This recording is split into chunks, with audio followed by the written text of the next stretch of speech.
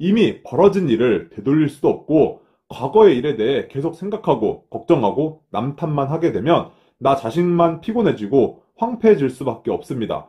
최악의 상황을 인정하고 받아들이고 이를 헤쳐나가기 위해 안녕하세요. 저는 편의점계 현직자 그리고 점포도 운영하고 있는 편선생이라고 합니다. 편의점 창업을 희망하시는 예비 점주님들과 기존 점주님들께 도움이 되고자 영상을 만들어 보았습니다. 구독자님들께 메일이 많이 오는데 읽어보면 빈도가 높은 내용들 중 하나가 경쟁점 이야기입니다. 내 점포 옆에 경쟁점이 들어온다네요. 막을 방법 있을까요? 또는 내 점포 옆에 경쟁점이 들어왔습니다.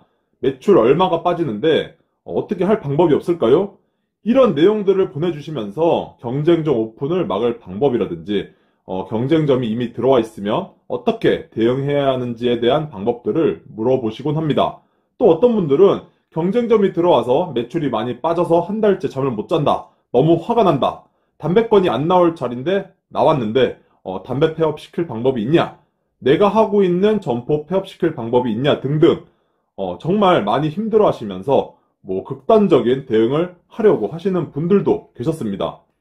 사실 수년 전에 저도 점포를 운영하다가 경쟁점이 들어왔는데 나름 잘 대응하여 선방했었던 경험도 있고 제가 영업 담당을 할 때에도 이런 비슷한 상황들이 많아 점주님들의 대응에 따라서 서로 다른 결과가 나오기도 했고 메일로도 이런 비슷한 유형의 질문들을 많이 받아서 오늘은 경쟁점이 들어온다?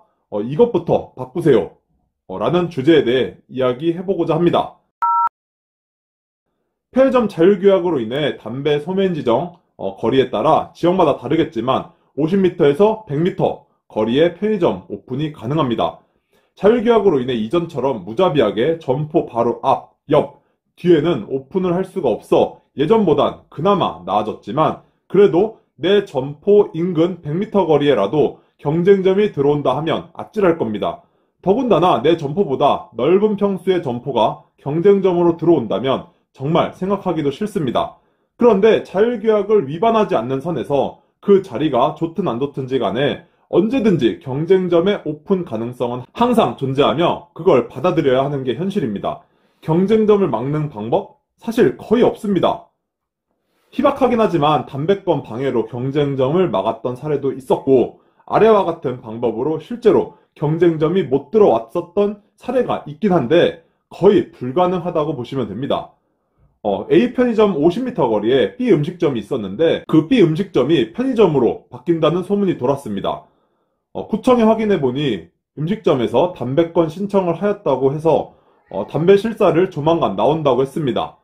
A점포 점주님은 담배 담당 공무원에게 담배 실사할 때 같이 거리를 측정하자며 A점포에 꼭 들리라고 말을 했고 실사 당일 A점포 점주님과 B점포 개발 담당, 담배 담당 공무원 이렇게 3명이서 거리 측정을 했습니다. 어떻게 되었을까요? 51m로 아슬아슬하게 담배건이 나왔습니다.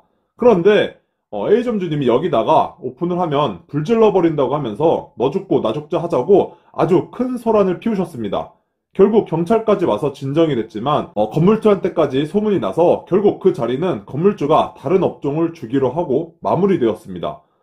이 정도 액션을 해줘야 오픈이 취소될 가능성이 있는 거고 이렇게도 장담은 할 수 없습니다. 저조차 이제까지 이런 경우를 딱 한 번 봤습니다. 경쟁점이 일단 들어오게 되면 먼저 이것부터 생각해 보셔야 합니다.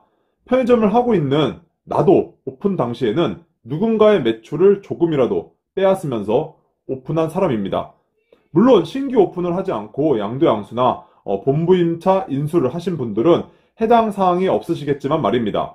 우리나라는 무한 경쟁 사회입니다. 편의점뿐만 아니라 모든 자영업자들도 마찬가지이고 약간은 다르지만 직장인 또한 동료 중 누군가와의 경쟁에서 이겨서 상위 30% 안에 들어야 진급을 해서 살아남는 구조로 되어 있습니다. 경쟁점에 들어온다는 이야기를 들으면 모든 점주님들은 걱정을 하시게 됩니다. 매출이 얼마나 빠질까부터 시작해서 정말 여러 가지 걱정과 생각이 드실 겁니다.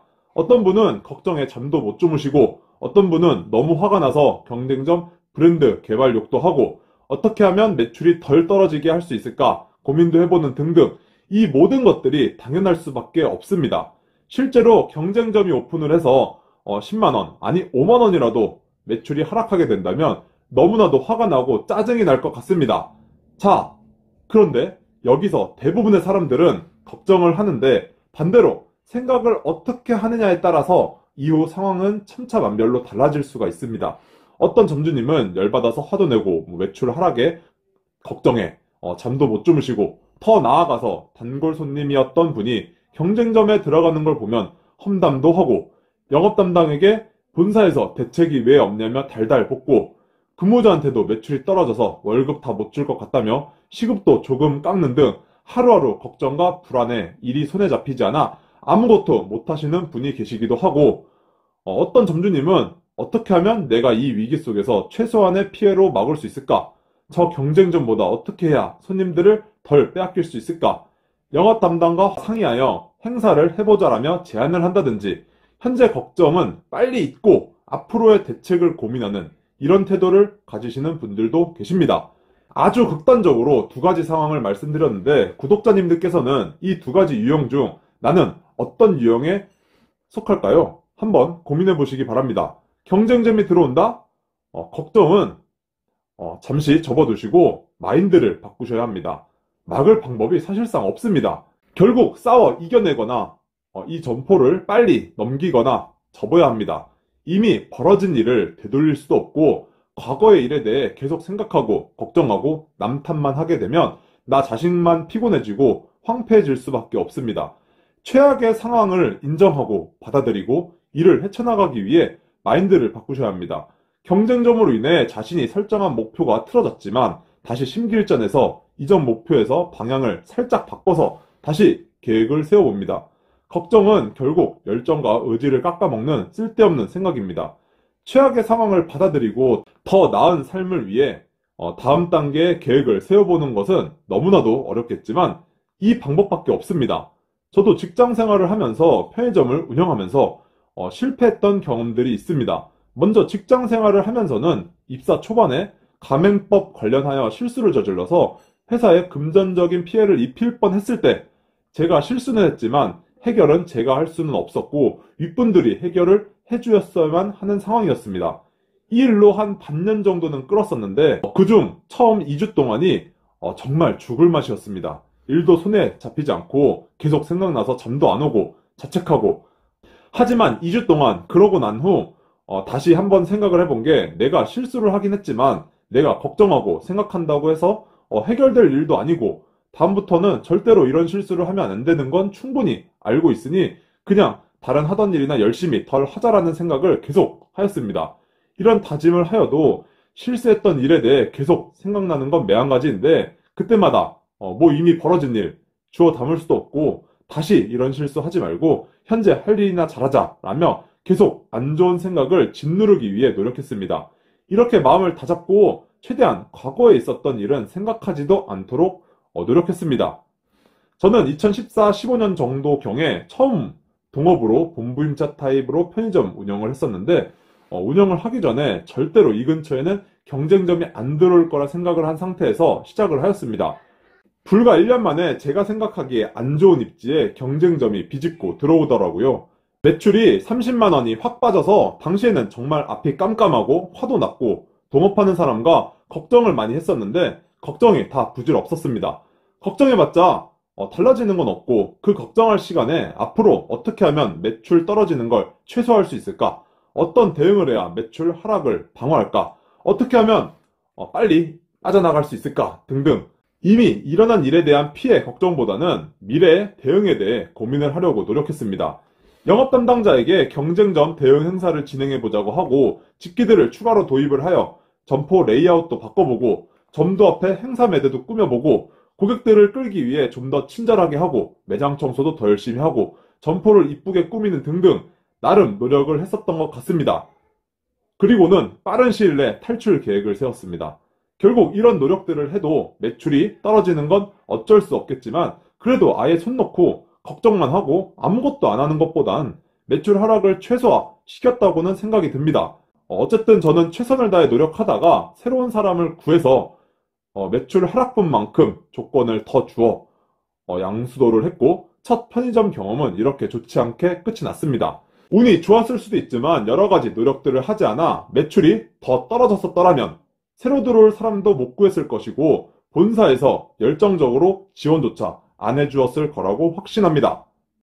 하지만 만약 점주임차 타입이었다면, 경쟁점이 나보다 훨씬 더 큰 평수로 오픈을 했다면 더 최악의 상황도 있을 수도 있었겠지만 그런 상황이 되면 또 그때보다 더한 노력들을 하지 않았을까요? 최악의 상황까진 안 갔지만 그래도 잘 대응을 하여 별탈 없이 무사히 넘어갈 수 있었습니다.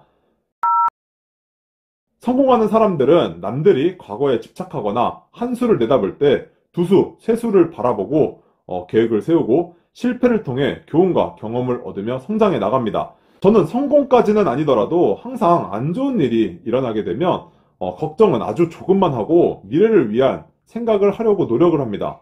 계속 생각나는 건 정말 어쩔 수 없지만 이는 시간이 해결해 줄 것이고 걱정한다고 달라지는 건 전혀 없습니다. 안 좋은 생각은 빨리 잊으려 노력을 하고 내일을 생각하려고 노력을 합니다.